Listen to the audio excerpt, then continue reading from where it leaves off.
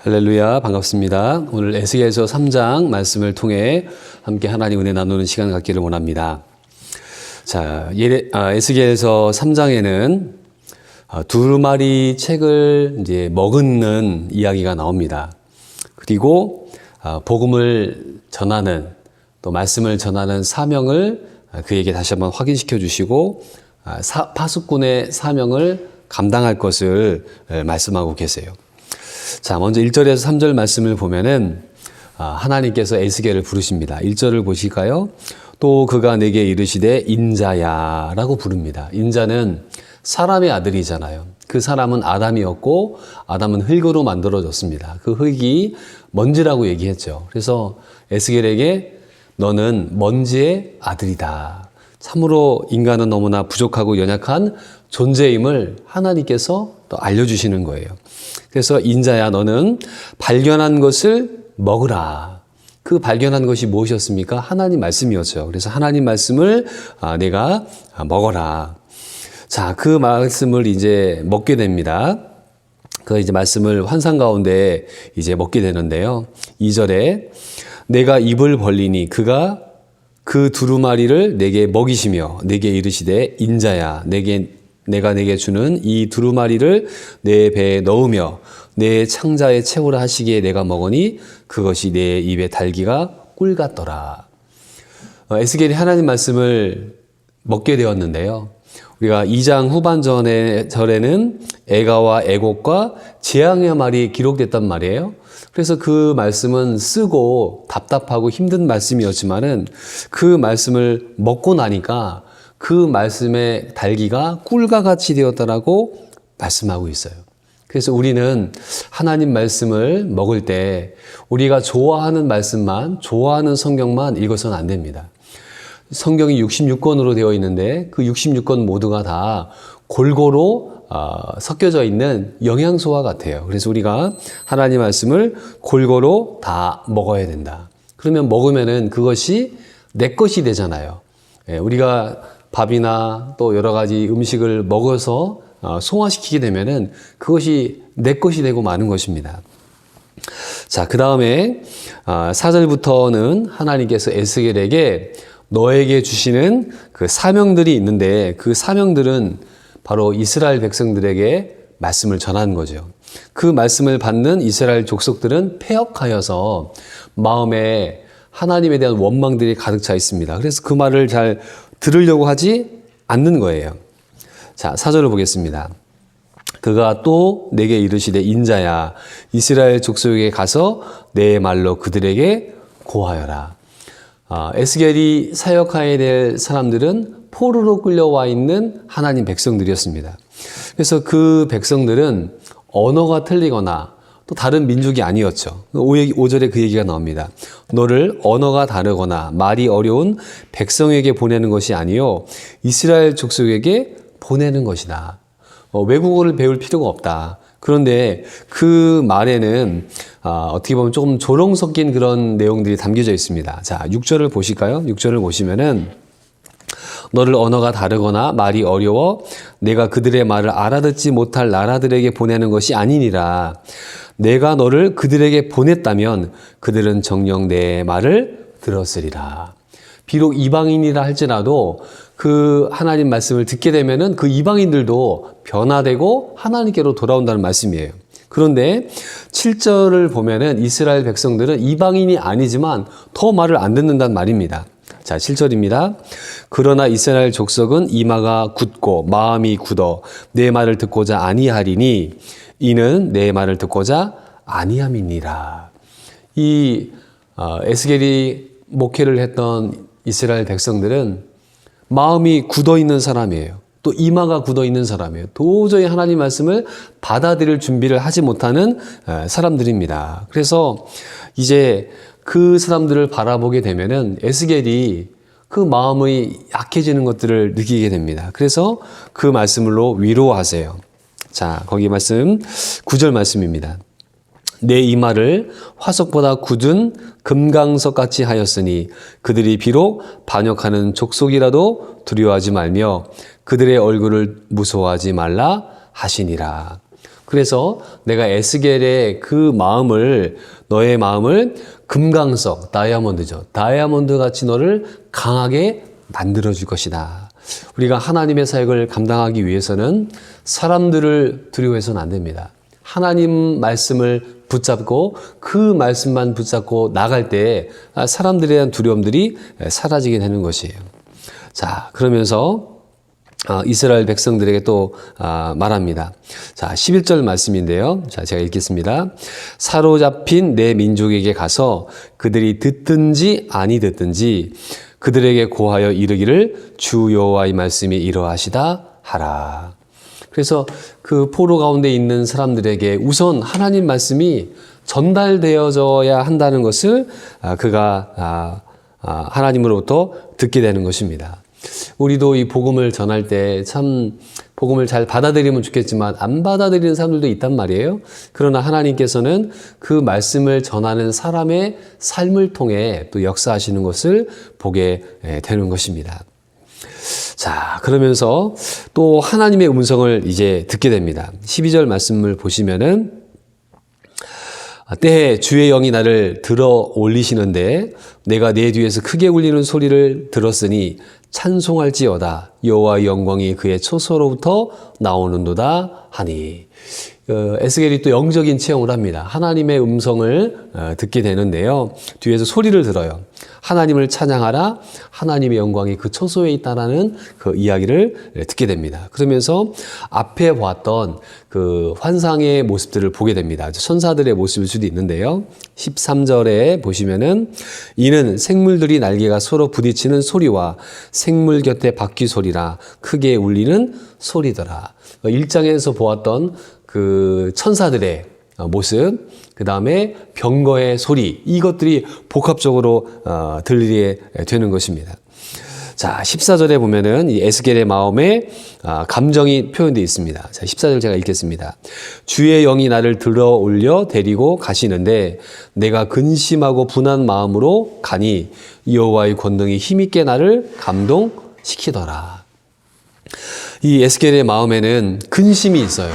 사람들이 내 말을 들어주시면 어떡하나, 안 들으면 어떡하나라는 근심도 있고 또 그 시대를 향한 분한 마음이 그 가운데 있게 됐습니다. 그런데 하나님께서 에스겔에게 그 마음을 이겨내라 라고 말씀을 하세요. 왜냐하면 내가 해야 될 사명들이 있기 때문에 그러한 것입니다. 자, 그래서 이 에스겔이 말씀을 받았는데 그 말씀을 받고 좀 고민을 하는 장면들이 나옵니다. 자, 15절이네요. 이에 내가 데라빕에 이르러 그 사로잡힌 백성 곧 그발 강가에 거주하는 자들에게 나아가 그 중에서 두려워 떨며 7일을 지내니라. 그래서 이 에스겔이 하나님 말씀을 듣고 바로 나가서 복음도 전하고 하나님 말씀을 증거하면 좋겠지만은 현실은 만만치가 않은 거예요. 현실은 너무나 차가운 것이죠. 뭐 속국으로 가서 포로로 끌려가서 거기에서 사람들에게 말을 전했을 때 사람들이 듣지도 않고 또 강팍한 사람들이 그 에스겔에 대한 얼마나 원망의 말을 하겠습니까? 그래서 그 7일 동안 그는 이제 집에 있게 됩니다. 자, 16절입니다. 7일 후에, 7일이 지났습니다. 그 후에 여호와의 말씀이 내게 임하였다. 그러면서 파수꾼에 대한 이야기를 하세요. 내가 너를 이스라엘의 파수꾼으로 삼으셨다라고 얘기합니다. 파수꾼이라는 것은 성 위에서 적들이 오는지 안 오는지를 보고 있다가 적들이 쳐들어오면은 나팔을 불어서 주변에 있는 사람들을 깨우는 일을 하는 사람이 바로 파수꾼이죠. 그래서 내가 너를 이스라엘 족속의 파수꾼으로 삼았다라고 말씀을 하세요. 자, 17절입니다.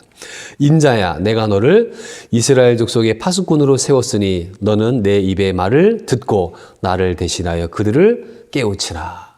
에스겔에게 하나님께서 사명을 주신 거예요. 너는 이제 나팔을 부는 파수꾼이 되어서 전쟁의 소리를 외치는 것처럼 하나님 말씀을 전해야 된다라고 하면서 4가지의 경우를 이야기를 합니다. 첫 번째는 악인에게 하나님 말씀을 악인에게 전하지 않으면은 그 파수꾼의 책임을 묻는 것처럼 너에게 책임을 묻겠다 이겁니다. 파수꾼이 전쟁이 쳐들어오는데 그 나팔 안 불잖아요. 그러면은 다 그 성이 함락당하게 되니까 그 나팔을 불지 않는 너에게 책임을 묻겠다.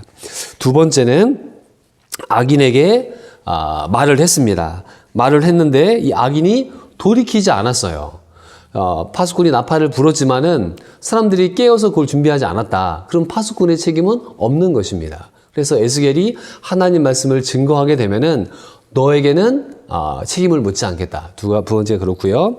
세 번째는 의인이 믿음으로 살다가 유혹에 빠져서 어긋난 길로 가게 될 경우가 있습니다. 그러면은 그 사람은 스스로 책임을 져야 된다는 것이에요. 그래서 그의 선한 일이 기억되지 않는다. 이것도 참 불행한 일이죠. 네 번째 경우가 있습니다. 네 번째 경우는 뭐냐? 의인이 유혹을 받았는데 하나님 말씀을 듣고 깨우쳐서 범죄하지 않으면은 그도 살고 너도 살 것이다. 이 네 번째 경우가 제일 좋겠죠. 그 얘기가 이제 쭉 나오는 것입니다. 제가 한번 읽어보겠습니다. 18절입니다. 가령 내가 악인에게 말하기를 너는 꼭 죽으리라 할 때 내가 깨우치지 아니하거나 말로 악인에게 일러서 그의 악한 길을 떠나 생명을 구원하게 하지 아니하면 그 악인은 그의 죄악 중에서 죽으려니와 내가 그의 피값을 내 손에서 찾을 것이다. 나팔을 불지 않으면 너에게 책임을 묻겠다. 두 번째 19절입니다. 내가 악인을 깨우치되 그가 그의 악한 마음과 악한 행위에서 돌이키지 아니하면 그는 그의 죄악 중에서 죽으려니와 너는 내 생명을 보존하리라. 외쳤지만 악인이 안 들으면은 그거는 뭐 악인 책임이다라는 것입니다. 20절이요. 또 의인이 그의 공의에서 돌이켜 악을 행할 때에는 이미 행한 그의 공의는 기억할 바가 아니라 내가 그 앞에서 거치는 것을 두면 그가 죽일지니 이는 내가 그를 깨우치지 아니하였음이니라. 그래서 의인이 유혹에 빠져서 하나님의 뜻을 어긋난 삶을 살면은 그건 의인의 책임이라는 것이에요. 그는 그의 죄 중에서 죽으려니와 그의 피값은 내가 내 손에서 찾으리라 라고 이야기하고 있습니다. 자, 제일 좋은 게 21절이었죠. 이 21절은 복음을 전했을 때 돌아오는 그런 회개의 역사입니다. 자, 21절 제가 읽겠습니다. 그러나 내가 그 의인을 깨우쳐 범죄하지 아니하게 하므로 그가 범죄하지 아니하면 정령 살리니 이는 깨우침을 받음이며 너도 내 영혼을 보존하리라. 그래서 이 네 번째 경우가 가장 이상적인 그런 모습이죠. 그래서 하나님께서 너를 파수꾼으로 삼으셨다라고 말하고 있습니다. 자, 그러면서 이제 22절에서 27절에는 조금 이상한 행동이 나옵니다. 그건 뭐냐면 이 에스겔이라는 선지자는 말로도 설교를 하지만 몸으로 또 설교를 하는 거예요. 오늘날로 따지면은 몸으로 퍼포먼스로 하나님의 뜻을 보여주는 기이한 행동을 하게 됩니다. 자, 거기 22절에 보시면 이런 말씀이 있어요. 여호와께서 권능으로 거기서 내게 임하시고 또 내가 내게 이르시되 일어나 들로 나아가라. 내가 거기서 너와 말하리라 하시기로 내가 일어나 들로 나아가니 이제 들로 나갔습니다. 자, 거기에서요. 자, 여호와의 영광이 거기에 머물렀는데 내가 전에 그발 강가에서 보던 영광과 같은지라. 처음에 하나님을 만났던 그런 영적인 장소에 가게 됐죠. 그래서 이제 특이한 명령을 말씀하십니다. 24절입니다. 주의 영이 내게 임하사 나를 일으켜 내 발로 세우시고 내게 말씀하여 이르시되 너는 가서 내 집에 들어가 문을 닫아라. 너 이제 집에 들어가서 문을 닫아 놓으래요. 자, 그리고 25절입니다. 너 인자야 보라 무리가 내 위에 줄을 놓아 너를 동요매리니 내가 그들 가운데에서 나오지 못할 것이다. 그래서 이 에스겔이 묶여서 이제 집에서 나오지 못하게 된다고 이야기를 합니다. 자, 그러면서 26절입니다. 내가 내 혀를 내 입천장에 붙게 하여 내가 말 못하는 자가 되어 그들을 꾸짖는 자가 되지 못하게 하리니 그들은 패역한 족속이민이라. 이제 이 에스겔의 입천장에 혀가 붙어가지고요 말을 못하게 되는 벙어리의 역할을 하게 될 것이다 라고 이야기합니다. 그래서 그들에게 외치지 못해요. 자, 마지막 27절이네요. 그러나 내가 너와 말할 때 내 입을 열리니 내가 그들에게 이르기를 주 여호와의 말씀이 이러하시다 하라. 들은 자는 들을 것이요 듣기 싫은 자는 듣지 아니하리니 그들은 반역하는 족속 이민이라. 그래서 그들 가운데 듣기 싫어하는 사람은 듣지 않을 것이지만은 마음의 문이 열린 사람들은 들을 것이다라고 말씀하며 이제 에스겔과 하나님과의 대화가 끝나게 됩니다. 자, 오늘 말씀을 통해 몇 가지 교훈을 살펴보겠습니다. 첫 번째는 에스겔이 하나님 말씀을 먹었더니 그 말씀이 꿀과 같은 말씀이었다. 우리는 성경을 읽을 때 성경이 어려워서 깨닫지 못하는 부분들도 있습니다. 그래서 성경이 딱딱하고 재미없는 책으로 알고 있지만 우리가 조금만 더 깊이 성경을 묵상하고 또 여러 가지 책들을 함께 배우면서 가면은 이 성경의 맛이 너무나 오묘하고 좋습니다. 그래서 고기도 먹어본 사람이 그 맛을 안다고 하잖아요. 예를 들어서 회를 먹어보지 않은 사람은 회가 어떤 맛인지 잘 몰라요. 또 맛있는 고기를 먹어보지 않은 사람은 그 고기의 맛을 깨닫지 못하는 것처럼 하나님 말씀을 우리가 깊이 깨닫고 그 말씀의 맛을 우리가 맛보고 알아야 되겠습니다. 그래서 하나님의 말씀을 깨달을 수 있는 하나님의 은혜를 부어주십시오라고 우리가 기도해야 됩니다. 두 번째는 하나님께서 에스겔의 마음을 금강석처럼 강하게 해주신다고 말씀을 하셨습니다. 우리의 인생은 두려움의 연속이죠.